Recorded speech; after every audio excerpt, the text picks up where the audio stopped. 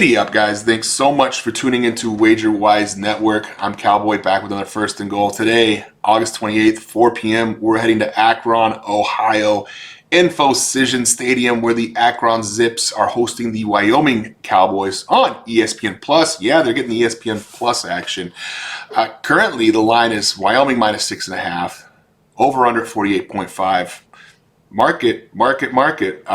You won't see it go to 7. You will not see it go to 7. They're making you pay the juice on the 6.5. What does that tell you? Let's get that out of the way entirely, and then we'll talk about the teams. It's not going to 7 for a reason, guys. For those of you that understand how markets move, money can move markets, sure. Groups can move markets. Respected action moves markets.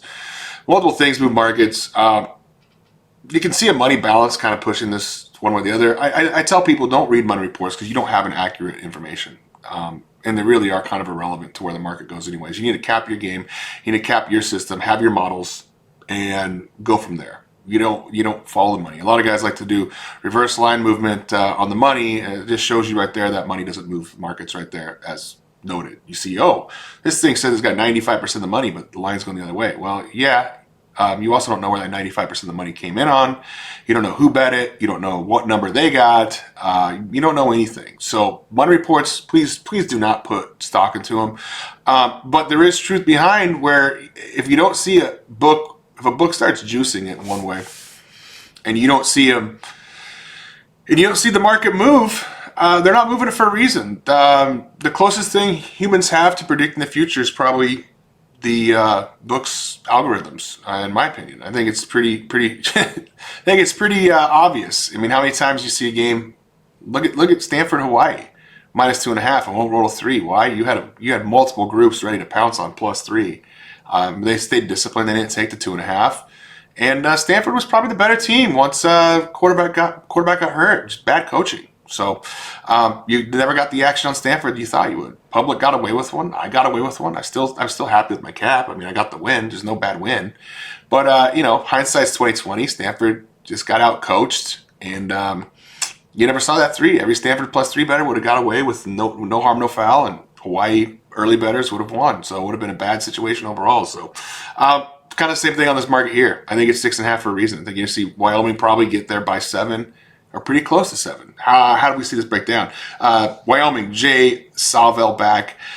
3-9 last season, second year there. He does return a significant amount of offense, including sophomore quarterback Caden Anderson. He came in, started 4 games last year. I don't know if you'd require him as a starter. He was a starter until the last game of the year when he got hurt. He did win the starting job, so we'll qualify him as a starter. He had 3 decent games. Actually 4. I'll give him credit. That first few series against Boise State, he was 9 for 14, 130 yards and change, 1 touchdown. Pretty clean campaign right there. Didn't play well against Colorado State, and then beat up on Utah State and University of New Mexico. Yeah, that's fine. I mean, you can't beat up on those two. You're not going to beat up on anybody.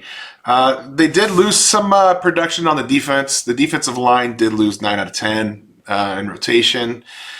Wyoming's traditionally a pretty decent defensive team. I think that's I don't think it's smoke and mirrors. I think it's who they are.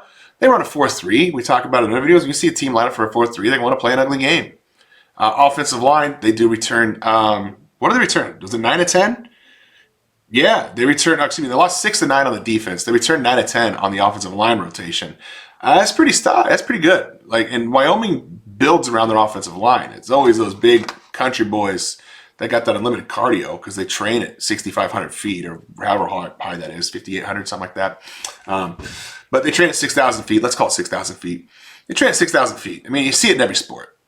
Doesn't matter. You see the Mexican soccer team, just go for days. You see Cejudo train in Colorado for a reason. He can go for days. Those are other sports. It correlates a lot, man. It's science. So it's Wyoming team built to grind, and that's what they do. Offensively, this could be the best Wyoming offensive team in quite some time. It could be. I still don't know if the schematics that they run offensively is going to put up a ton of points. They run a West Coast style of offense, a little dated, pro style. The reason it's dated, the reason it's a little, kind of whatever is It's been coached against for how long? You can either, unless you remember the Titans where you run 6 plays really, really well. Stupid analogy. I should go backwards on that. But whatever. You guys catch my drift. It's been coached against for 25, 35 years now. Since what, the 90s? Been coached against since the 90s. I mean, you see one, you see it all, right? I don't think Jay Savell is such an offensive guru that he's going to come in there and run it better than the Niners did in the 90s. It gets my drift. So it's not like they're going to come in here and shock the world. Defensively, they don't return a ton of talent on defense. 3 on defense. Like I said, they lost their defensive line.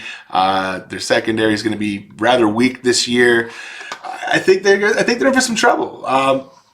If we want to say all things equal, though, everyone that's coming, the majority of the starters were in the program last year. There's only 4 starters that are coming in that weren't in the program last year.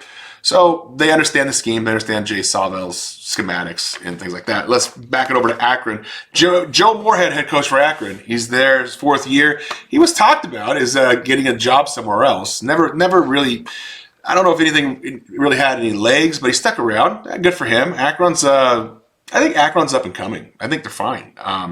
Offensively, I think they're going to be pretty good as well. I think offensively they do lose 4 of the stars of the offensive line, but Moorhead's out there campaigning and saying like, "Hey, we've got better guys coming in." They did really well in the transfer portal. I mean, as far as MAC action concerned, I think they won the MAC in the transfer portal. They rebuilt the offensive line, 4 new starters on the offensive, 3 new starters on the offensive line. Went and got all new bigs. Said, "Hey, these guys are as good, if not as good, if not better than what we had last year." Same thing on the defensive side. They lost a ton on the defensive line as well. And they said that we got 6 new guys that came in, and we're not going to see a drop-off. These 6 guys are way better.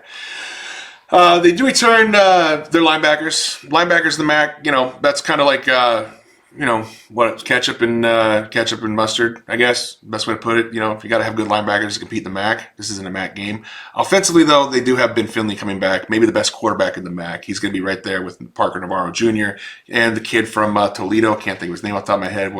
He's a Polish kid, right? Let's pull it up. I'm going to drive me nuts because I'm going to sit here and Tucker Gleason. Now, that's the Polish kid was Tucker Gleason. So, you got 1, 2, and 3. Interchangeable, in my opinion. Ben Finley Sr. was fine last year. Akron offense wasn't fine last year. They returned 6 starters on offense, 5 starters on offense. Most of that comes to the offensive line. The talent, the receivers, running backs, tight ends. They lost their running back. Jordan Grant comes in at running back. He'll be good. He'll be fine. He's a transfer in. I think they'll be fine there as well. Came in from Tennessee State. And, he had a good season. He was fine there. And I don't think it's that big a gap up to the MAC.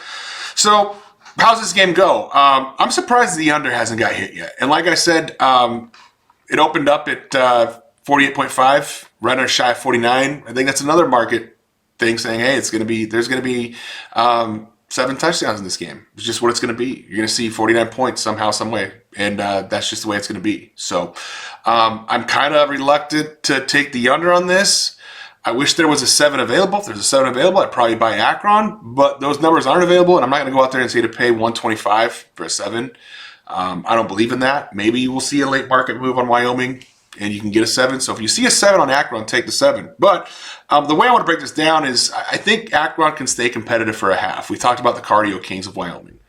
And if this game is going to start to break open and you're going to see it kind of be a little shock and awe, you got the better quarterback on Akron. You got the better head coach on Akron. You still have the better offensive line. Wyoming's got their offensive line can blow Akron's defensive line off the line. And I don't know if Akron's offensive line is going to be able to blow the softened Wyoming defensive line off the line. But I do think it will be a competitive first half. I'm going to trust the quarterback. I'm going to trust the offensive mind of Jim Moorhead. And I'm going to take the Akron Zips first half +4. That is the look for this game. Let me know what you guys think in the comments. I don't have any money on this. Not going to get the window. I think I'm going to get money on like 11 plays this week. I'll do a Saturday show. Or no, I won't do a Saturday show. I'll do a Friday night show. I'll tell you everything I bet. Also, if you just join the Discord, it's free. I post my tickets. I don't want anything in Discord. Discord, we're just hanging and banging. That's all we're doing. We're just hanging out. So let me know what you guys think in the comments below. Hit the like button. Hit the subscribe button. Akron +4. I'll catch you first half. I'll catch you guys at the window.